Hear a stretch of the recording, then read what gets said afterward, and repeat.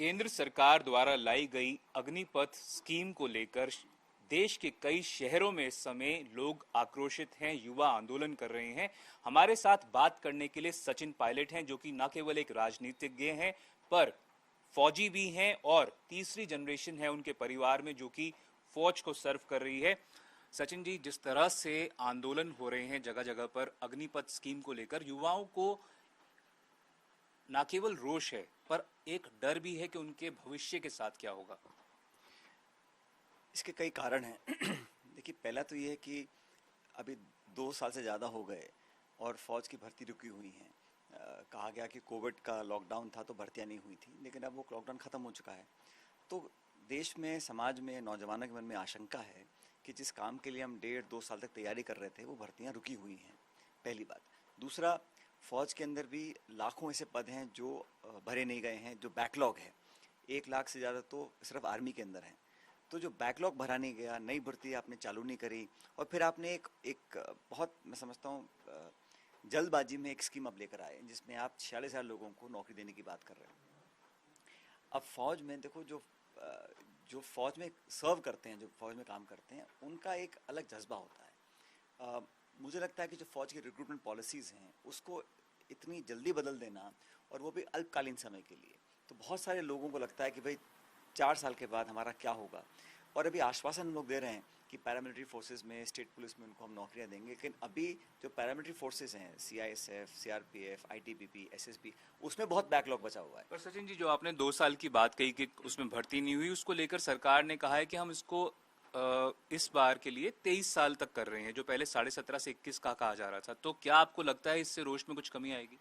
इससे पता पड़ता है कि इस पॉलिसी को बनाने में सोचा ही नहीं गया। जब इतना आक्रोश हो गया, पूरे देश में लोग आंदोलित हैं। देखिए, पहली बात, इस सरकार ने पहले बनाए किसानों के हित के लिए कानून, 3 कानून बनाए, 1.5 साल आंदोलन चला, विड्रॉ करना पड़ा। तो जिनके भले के लिए आप पॉलिसी बना रहे हैं, अगर वही उसका विरोध कर रहे हैं तो फिर कैसी पॉलिसी हुई? उनको संज्ञान में लेके चर्चा करने के बाद एक पायलट प्रोजेक्ट बनाते, उसका रिजल्ट देखते। अन्य देशों में ऐसा किया है ना लोगों ने, उसके क्या परिणाम आए हैं हमने देखा है। रूस ने ऐसा किया था, वो यूक्रेन में जो युद्ध चल रहा है उसमें बहुत सारे कॉन्स्क्रिप्शन ऐसे हैं जो ढंग से लड़ नहीं पा रहे हैं। तो नाम, नमक और निशान एक फौज का पुराना मोटो है। तो भारतीय सेना तो दुनिया की सर्वश्रेष्ठ सेनाओं में से एक है। उसके साथ इतना टिंकरिंग बहुत जल्द कर देना, मैं समझता हूँ गलत था। और आज नौजवानों को रोजगार आपको देना है तो आप उद्योग लगाएं, फैक्ट्रियां लगाएं, निवेश हो। लेकिन भर्तियों के नाम पर जो आज लोगों को लगता है कि हमारी मेहनत, तैयारी, उसमें हमको वैसे देश में नौकरियां नहीं मिल रही हैं, तो फौज की भी अगर नहीं चली जाएगी। सचिन जी, अगर अग्निपथ योजना की बात की जाए, आपके ग्रैंडफादर जो हैं वो सेना को सर्व कर चुके हैं, आपके फादर एयरफोर्स पायलट रह चुके हैं, आप खुद टेरिटोरियल आर्मी में इस वक्त कैप्टन हैं। क्या मेजरली आपको कमियां लगती हैं as per you in this योजना? पहली बात, शॉर्ट सर्विस कमीशन 7 साल की थी, इसको सिर्फ 4 साल का किया गया। लोगों को लगता है कि हम 4 साल के बाद क्या करेंगे। एक जवान को 10-15 साल की सर्विस होती है, कम से कम उतनी होनी चाहिए। अगर आपको कम भी करनी थी तो एक स्टेज वाइज हम कर सकते थे। और 4 साल बहुत कम होता है फौज के रंग ढंग और एक भावनात्मक जुड़वाव, अपनी पलटन के लिए, अपनी सेना के लिए जो एक भाव पैदा होता है, वो बहुत कम समय में नहीं हो पाता है। दूसरा, 6 महीने की ट्रेनिंग है, और जो स्पेशलाइज ट्रेनिंग है आर्मर्ड कोर की, इंजीनियरिंग की, आर्टिलरी की, उसमें ज़्यादा समय लगेगा। फिर लोग छुट्टियां में भी जाएंगे, तो इफेक्टिव पीरियड 4 साल में से सिर्फ 2-2.25 साल का रहेगा, वो बहुत कम मुझे लगता है। दूसरा, इसमें pension, medical benefits, canteen benefits, family के लिए जो हो, वो सब नहीं होगा तो लोग मोटिवेशन कम होगा, इनसिक्योर रहेंगे, भविष्य के बारे में चिंतित रहेंगे।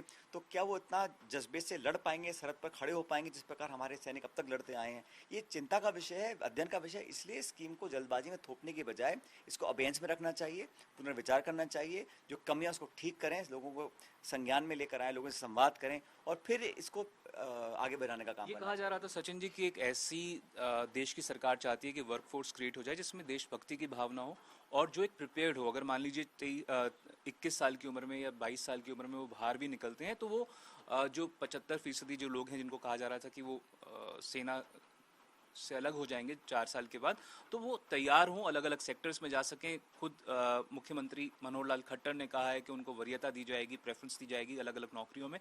क्या आपको लगता है कि ये सही है या फिर एक ऐसा बड़ा तबका क्रिएट हो जाएगा बेरोजगारों का जो कि एक तरह से पोटेंशियली रिस्क क्रिएट कर सकते हैं? देखिए, राजस्थान एक ऐसा राज्य है जहां लगभग हर जिले में सैकड़ों की तादाद में लोग फौज में जाते हैं, हर जिले से, हर गांव से। और एक गांव में अगर किसी घर में कोई लड़का फौज में जाता है तो उसका पूरा परिवार निहाल हो जाता है, एक अलग मानसिकता, एक अलग स्टैचर उसका हो जाता है, एक गर्वान्वित महसूस करते हैं। जो सेंटिमेंट फीलिंग है उसको आप छीन नहीं सकते हैं, पहली बार। दूसरा, आपने कहा कि जो लोग ट्रेनिंग कर लेंगे बाद में क्या करेंगे। आर्मी की ट्रेनिंग बिल्कुल अलग ट्रेनिंग होती है। जो पुलिस है वो लॉ एंड ऑर्डर मेंटेन करती है, वो सड़क पे लोगों के साथ लाठियाँ, मतलब वो एक अलग ट्रेनिंग है पुलिस वाली। और फौज की ट्रेनिंग बड़ी स्पेशलाइज ट्रेनिंग होती है। मुझे लग रहा है कि ये हमने जो सरकार करना चाह रही है वो शायद दबाव में होंगे कि नौकरी मिल नहीं देश के अंदर कहीं भी। तो जैसे किसानों के साथ किया था, फिर विड्रॉ करना पड़ा, अब नौजवान अगर आक्रोशित हैं तो उनको संतुष्ट करने के लिए इसको रोकना पड़ेगा, संशोधन करना पड़ेगा। और जिस राज्य से मैं आता हूँ, यहाँ पर तो फौज बड़ा जज्बाती मामला है, बॉर्डर स्टेट है हमारी। यहाँ के लोगों के अंदर खून में फौज का जो मान सम्मान है, आप उसकी कल्पना नहीं कर सकते। क्या कारण लगता है आपको सरकार नरेंद्र मोदी की क्यों लेकर आई है? क्या डिफेंस बजट पर जितना पेंशन और सैलरीज में स्पेंडिंग हो रही थी, क्या उसको रिड्यूस करना चाहती है? पेंशन हमारे बजट का 20% है, उसको अगर कम भी करना है तो उसके बहुत सारे तरीके हैं। 5 लाख करोड़ में से 1 लाख करोड़ तो सिर्फ पेंशन में जाता है, मैं इस बात को समझता हूँ। लेकिन आने वाले समय में फौज, हमारी सरहद को देखिए आप, चीन है, पाकिस्तान है, क्या हम अपनी इफेक्टिवनेस को, अपनी कैपेसिटी को, अपनी कैपेबिलिटी को 1% भी हम खतरे में डाल सकते हैं क्या? क्या हमारे जवानों के मोराल को हम कम करने की रिस्क ले सकते हैं क्या? मुझे नहीं लगता ये इन्होंने बहुत सोच समझ के इसको इम्प्लीमेंट किया है। और दबाव निश्चित होगा, क्योंकि देश में जो हालात हैं, नौकरी मिल नहीं रही, बेरोजगारी बढ़ रही है, और लगभग तमाम राज्यों में जो ये इतने लोग आक्रोशित हैं। मैं तो कहता हूँ किसी को कानून नहीं तोड़ना चाहिए, हिंसा में नहीं विश्वास करना चाहिए, लेकिन जो नौजवान उत्तेजित हैं वो तब शांत होंगे जब सरकार इसको थोड़ा रोके, फिर पुनर्विचार करे और फिर लागू करे। सचिन जी, जो विरोध चल रहा था, जो प्रोटेस्ट हो रहे थे, कुछ आक्रोशित युवाओं से मैंने बात की। उनका कहना था कि जो लॉ मेकर्स हैं, डिसीजन मेकर्स हैं, वो अपनी तो सैलरीज खुद तय कर लेते हैं, पर जब हमारे पर आता है तो इस तरह से करते हैं कि 4 साल के बाद 75% लोगों को बाहर कर दिया जाएगा। तो एक तरह से लगता है क्या कि इस वजह से भी रोष है कि एमपीज हो गए, एमएलएस हो गए, जिनकी सैलरीज इतनी है, जिनकी पेंशन, अगर एक बार एमपी रह जाते हैं तो जिंदगी भर के लिए पेंशन तय हो जाती है? देखिए, आपने शुरू में कहा था जो आक्रोश है वो कई कारणों से है। लोग इस बात से भी चिंतित हैं क्या कि हमेशा के लिए फौज की भर्ती अब खत्म हो जाएंगी, सिर्फ इस अग्निपथ के माध्यम से लोगों को भर्ती किया जाएगा और सिर्फ ये 4 साल की नौकरी हमको मिलेगी। तो ये आशंकाएं, ये डाउट्स, ये फियर्स लोगों के जहन में घुसे हुए हैं। और तब जब आर्थिक महंगाई बढ़ गई है, गांव में लोग रह नहीं पा रहे हैं, एक लोग आस लगा के रखते हैं कि फौज की भर्ती खुलेगी तो हम जाके ट्राई करेंगे, और तैयारी भी लोग करते हैं। तो निश्चित रूप से नौजवानों के मन में आशंका है, ये डाउट है, ये उनको फियर है कि भविष्य में हमारा क्या होगा। और अगर फौज की भर्तियों को इस प्रकार से कम किया जाएगा, सिर्फ अग्निपथ के माध्यम से फौज की भर्ती खोली जाएंगी, तो बहुत ज़्यादा लोगों में रिजेंटमेंट होगा। इसलिए मैं कहना चाहता हूँ कि ये जो कई पहलू हैं इसके बारे में सोचा नहीं गया। अब कल रात को उसकी एज एकदम से बढ़ा दी गई है क्योंकि पहली बार कर रहे हैं। ये सब नीजक रिएक्शन है। ऐसे ही हुआ था नोटबंदी के समय भी, बार बार कानून बदले गए थे, फिर किसी कानून लेकर आए, फिर उनको विड्रॉ कर लिया। तो बिना सोचे समझे अगर आप जबरदस्ती करेंगे तो इसी का ही परिणाम होगा। आपके नेता राहुल गांधी ने अग्निपथ को लेकर ट्वीट भी किया। उन्होंने लिखा नो पेंशन, और जो उन्होंने कहा कि सरकार को इस बारे में क्या कांग्रेस इसको लेकर संजीदा है? क्या आने वाले समय में इसको, क्योंकि युवाओं से कनेक्ट किया हुआ ये बड़ा मामला है, या फिर एक स्टॉप गैप तरीके से, जिस तरह से कांग्रेस के बारे में, क्या आप सस्टेन्ड कैंपेन चलाएंगे इसके खिलाफ? बात है पॉलिटिकल पार्टी की नहीं है, और क्योंकि हम राजनीतिक क्षेत्र में हमारी जिम्मेदारी बनती है कि जनभावनाओं को हम लोगों तक पहुंचाएं, सरकार तक पहुंचाएं।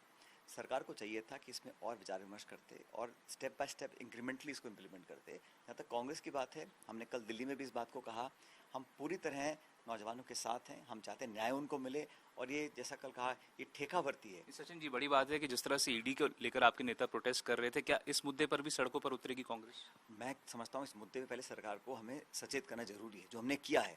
और हम सरकार को आवेदन भी करेंगे कि इस प्रकार से अगर लोग हिंसक हो रहे हैं, नौजवान उत्तेजित हैं, उनको समझाना चाहिए। यहाँ तक हमारी पार्टी की है, हम चाहते हैं न्याय लोगों को मिले, भर्तियाँ दोबारा खुलें, बैकलॉग को भरा जाए, और इस अग्निपथ जो स्कीम है इसको रोक दिया जाए और पुनर्विचार करके लागू किया जाए। उसके लिए जो भी हमारी पॉलिटिकल पार्टी हम कर सकते हैं, हम करेंगे उस काम को। न्याय मिले, भर्ती प्रक्रिया को दोबारा से शुरू किया जाए, और अग्निपथ स्कीम को अबेयंस में डाल दिया जाए या फिर रोक दिया जाए, ये कहना है कांग्रेस के युवा नेता सचिन पायलट का। कैमरा पर्सन मनीष के साथ देवंकुर वधावन, जयपुर।